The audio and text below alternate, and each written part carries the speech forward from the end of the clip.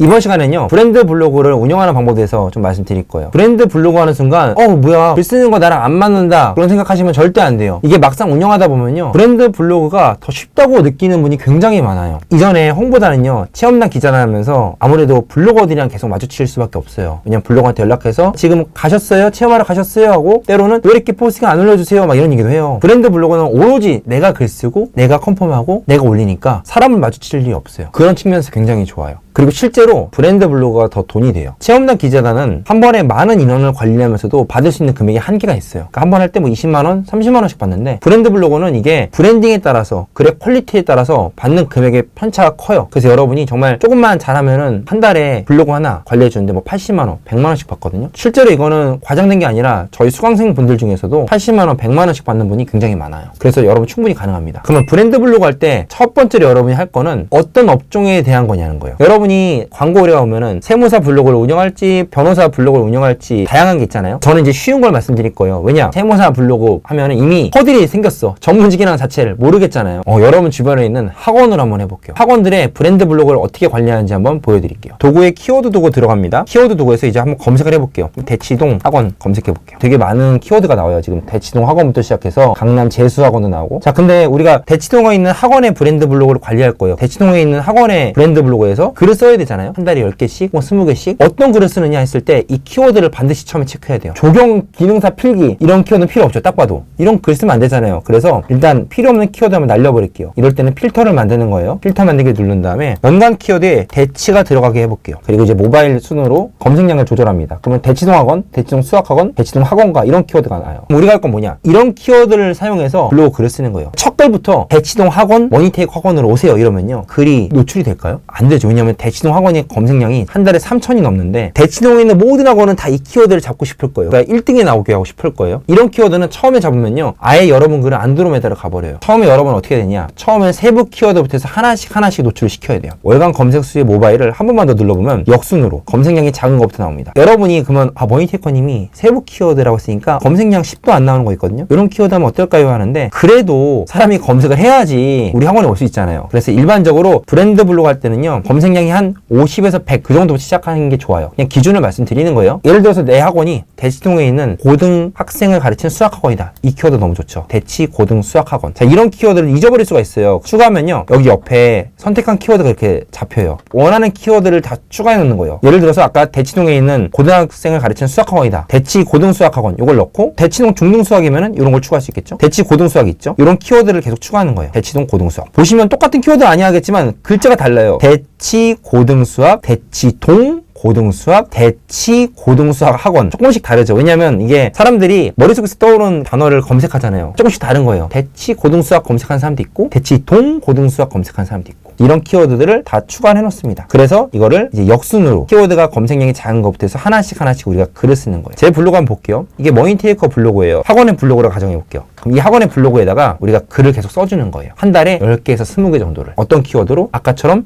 세부 키워드로. 또 하나 팁을 드릴게요. 대치동에 있는 키워드만 잡으니까 생각보다 키워드가 많지 않을 수 있죠. 대치동이라는 동네 한계가 있잖아요. 그럼 어떻게 되냐? 대치동 고등수학학원, 뭐 대치 고등수학학원, 대치 고등수학 이런 거 쓰다가 그 다음에는 학교로 넘어갈 수도 있어요. 예를 들면 대치동에 휴문고가 있어요. 휴문고 수학학원, 휴문고 고등수학, 이런 키워드 쓸 수 있겠죠? 실제로 왜 고등학교를 이렇게 붙여가지고 검색을 하는 거예요? 왜냐면 이런 경우가 많아요. 우리 아이를 휴문고에 이번에 보냈어요. 휴문고 애들은 어떤 학원을 많이 가지? 이런 걸 검색하는 거예요. 도곡초 수학학원, 이런 식으로도 검색 많이 해요. 근데 이거는 검색량이 작아도 무조건 잡아야 되는 게, 이미 도곡초 수학학원 한순간 이 엄마는 도곡초에 다니는 엄마란 말이에요. 검색량이 작아도 올 의지가 아주 충만한 엄마예요. 그러니까 반드시 이런 학교도 잡아놓으면 좋아요. 더 있어요. 대치동은 강남이잖아요. 강남 수학학원, 강남 고등 수학학원. 좀 더 동네를 넓혀도 괜찮아요. 이런 식으로 계속 키워드를 발굴해 나갑니다. 그리고 이런 키워드를 브랜드 블로그에 써서 글을 쓰는 거예요. 딱 들었을 때 브랜드 블로그를 왜 맡기는지 알 거예요, 아마. 왜냐? 일반적으로 업체 대표님들은 이런 걸 몰라요. 그러니까 어떻게 글을 쓰냐? 처음에 딱 그래, 나 이제 학원 냈어. 브랜드 블로그 운영해야지 하고 딱 앉아서 처음에 하는 게 대치동 학원, 우리 학원이 최고입니다. 이걸 계속 써요. 계속 글마다. 그러면서 말을 해요, 나중에. 왜 난 대치동 학원을 한 20개 정도 글 썼는데 하나도 노출이 안 되죠? 당연하죠. 이 블로그는 너무나 어린 블로그고 지수가 낮은 블로그인데 처음부터 무리하게 센 키워드를 계속 써버렸으니까 이 키워드가 소화가 안 되는 거예요. 노출이 하나도 안 되는 거예요. 그 상태로 계속 글만 쓰니까 지수도 안 올라가요. 그렇기 때문에 우리는 작은 키워드부터 글을 써줘가지고 사람들이 직접 오고 블로그 글도 한참 동안 읽어서 체류 시간도 길게 하고 이렇게 하면서 지수를 쌓아나가는 겁니다. 아, 근데 대표님 실제로 이렇게 키워드는 잡았는데 그럼 글을 쓰는 거에 대해서 어떻게 해야 되는 거예요? 그러니까 머니테크 블로그로 한번 글 써볼게요. 머니테크 블로그에 글쓰기를 눌렀습니다. 그러면 일반적으로 이렇게 화면이 나와요. 여기 제목과 본문이 있잖아요. 예를 들어서 아까 작은 키워드 저희가 본 게 대치 고등 수학 학원이요. 얘를 그냥 그대로 가져올게요. 대치 고등 수학 학원 테이커 학원. 테이커 학원을 추천하는 3가지 이유. 자, 여기 키워드가 뭐냐? 대치 고등 수학 학원이 키워드예요. 자, 이 키워드는 무조건 제목에 한번 나와야 됩니다. 키워드를 제목에 안 쓰시는 분들이 있더라고요. 제목에 무조건 키워드 한번 써요. 기준을 말씀드릴게요. 본문에 몇 번 써야 되냐? 3번에서 5번만 쓰세요. 본문에다가 글을 쓸 때 보통 서론, 본론, 결론이 있죠. 서론 한 단락, 본론은 한 3단락 할게요. 결론이 한 단락이에요. 5단락 있죠. 키워드 한 번씩 쓰면 될 거 아니에요. 서론에다가 여러분 대치동에 수많은 학원이 있습니다. 그 중에서 대치 고등 수학 학원으로 왜 테이커 학원을 가야 될까요? 거기에 대한 2가지 이유 말씀드립니다. 하면서 대치 고등 수학 학원을 한번 씁니다. 본론에는 3번 정도 반복해요. 하나, 둘, 셋. 결론의 마지막으로 대치 고등 수학학원의 테이크 학원은 어디에 있습니다. 위치를 말할 수 있잖아요. 그런 식으로 해서 키워드를 5번 정도 반복합니다. 그리고 발행하세요. 글자 수는 1000자에서 한 1500자 사이면 됩니다. 이런 걸 돈 받고 하는 거잖아요. 얼마 받아야 돼요? 수강생분들한테는 뭐 80만 원에서 100만 원 받으라고 실제로 받는데 정말 내가 초보다 연습삼아 해보겠다. 그러면 진짜 한 여러분의 시간만큼 시급이라 생각해요. 글 하나 쓰는데 초보니까 한 2시간 걸릴 거고 10개 쓰는 데는 20시간 걸릴 거고 시간당 한 만 원 받는다고 생각하고 한 20만 원 정도. 본인이 그런 분들이 있어요. 검증이 안 된 거면 돈을 받기가 두렵다는 분들이 있거든요. 여러분의 노동력만 쓴 겁니다. 그럼 이제 어느 정도 내가 이제 숙달돼서 레벨이 올라가면 때는 얼마 정도 받을 수 있어요? 그때는 기본가가 보통 저는 한 7, 80 정도 생각하고 있어요. 한 업체에 브랜드 블로그를 한 글 10개에서 20개 사이로 관리해 줄 수 있을 것 같아요. 대표님 같이 잘하는 사람들은요? 이게 천차만별인 게 브랜드 블로그 하나 관리하는데 막 300만 원 넘게 받는 회사도 많이 있어요. 근데 어떤 회사는 50만 원 받는 데도 있어요. 그럼 정확히 월에 몇 개를 써야 돼요? 평균? 월에 10개에서 20개 사이라고 말씀드린 이유가 10개 할 때는 3일당 하나잖아요. 20개 쓸 때는 주말 빼면요 거의 1일 포스팅이에요. 제가 말씀드린 금액은 10개당이거든요. 때로는 클라이언트 업체에서 20개를 요청할 때도 있어요. 병원, 세무, 노무, 변호 같은 경우는 지금 블로그를 많이 써야지 우리가 더 수임을 많이 받는 게 유리하다 하면요 20개가 되죠. 금액은 2배가 돼요. 일을 2배로 하는 거니까.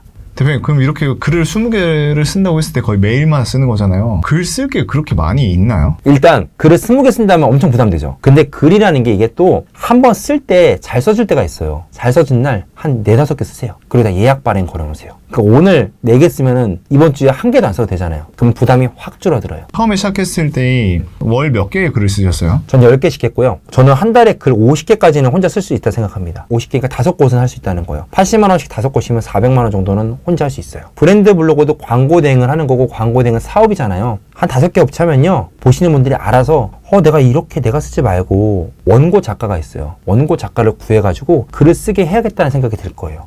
내가 하는 그 스타일 그대로 원고 작가한테 가르칠 수 있으니까 5개 정도 하면 자기 스타일이 있거든요. 이걸 원고 작가한테 알려주고 원고 작가가 글을 쓰게 하면 됩니다. 그럼 훨씬 더 많은 업체를 관리할 수 있어요. 거기서부터가 부업이 아니라 사업이 시작되는 거예요. 얼마나 신나요? 여러분이 5개 업체를 관리하면서 막 400, 300, 500씩 번다고 생각해보세요. 그러면 너무 신이 날 것 같지 않으세요? 그렇게 신난 상태로 내가 어떻게 하면 조금 더 많은 업체를 관리할 수 있을까를 고민하고 그때부터 진짜 사업이 시작되는 거예요. 그러면 회사 다니라고 해도 그만둘 겁니다. 브랜드 블로그로 돈 벌었을 때 가장 기억에 남는 순간 있으세요? 세무사님이셨어요. 세무사님이신데 저희가 쓴 글 하나로 3천만 원을 벌었다는 거예요. 저희가 이제 브랜드 블로그에 글을 써줬는데 그 글을 보고 오신 분이 기장만 맡기려다가 기장과 양도세, 상속세 이걸 다 맡기신 거예요. 세무사님한테. 그러면서 한 번에 3천만 원을 벌었다고 엄청 좋아하셨던 그 기억이 있어요. 이게 글은 하나지만 글이 가진 힘이 진짜 무섭거든요. 글에서는 설득을 시키니까 글 하나로 폭발적인 매출 가능하다. 이거 가능합니다. 대표님 실제로 저는 세무 관련해서 잘 모르는데 글을 쓸 수 있을까요? 자, 근데 지금 이거를 여기서 또 설명하면 여러분들 다 나갈 거잖아요. 그렇죠? 그러니까 따로 제가 글 쓰는 법에 대해서 한번 영상으로 남길게요. 다음에 또 맛있는 이유식을 준비해서 여러분에게 한 입 떠먹여 드리겠습니다.